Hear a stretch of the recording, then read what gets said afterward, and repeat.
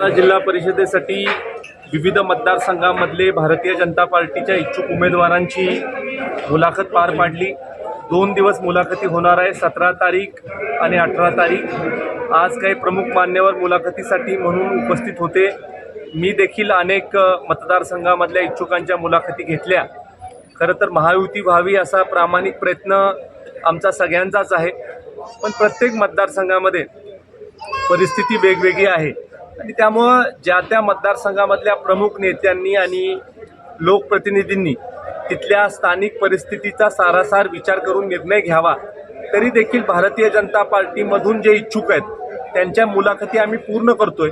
एखाद्या मतदारसंघामध्ये मित्रपक्षाबरोबर समन्वय झाला तर तिथं पुढं मागं सरकायची देखील भारतीय जनता पक्षाची तयारी आहे, पण शेवटी हा निर्णय सर्वस्व स्थानिक नेतृत्वांनी घ्यावा अशा प्रकारच्या सूचना आम्ही दिलेल्या आहेत। उद्या आमचे दोन्ही मंत्री आदरणीय शिवेंद्र बाबा असतील, आदरणीय जयकुमार भाऊ असतील, आमचे सन्मान्य खासदार उदयन महाराज असतील, या सगळ्यांना विचारात घेऊन योग्य तो निर्णय हा पक्ष संघटना करेल।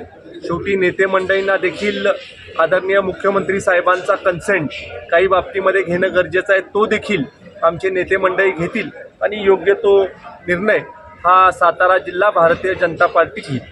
बाबा, पण यावेळी निवडणुकीमध्ये जे उमेदवार मागणी करतायत आपल्या सदस्यत्वाची, त्या बाहेरून येणाऱ्यांना संधी मिळणार का जुन्या कार्यकर्त्यांना संधी देणार? यामध्ये नवीन आणि जुनं एकत्रित समीकरण करण्याच्या बाबतीमधला आमचा प्रयत्न आहे।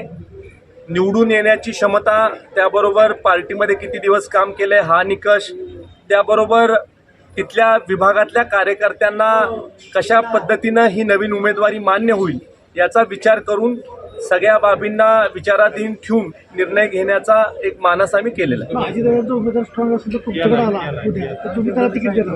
शेवटी एखादा उमेदवार स्ट्रॉंग एखाद्या पक्षात असला तर तो उमेदवार आमच्या पक्षातल्या लोकांना मान्य होतोय का, जनतेला हे मान्य होतंय का, याचा विचार खरं तर स्थानिक नेतृत्वाने करणं गरजेचं आहे। तो विचार करून मगच निर्णय घेण्यात येईल। तुम्ही जावं यात लातूरची काँग्रेसची सत्ता आली, जे तुमचे प्रदेशाध्यक्ष चव्हाण साहेब आहेत त्यांनी जे वक्तव्य केलं त्यात भूमिका आहे तुमची?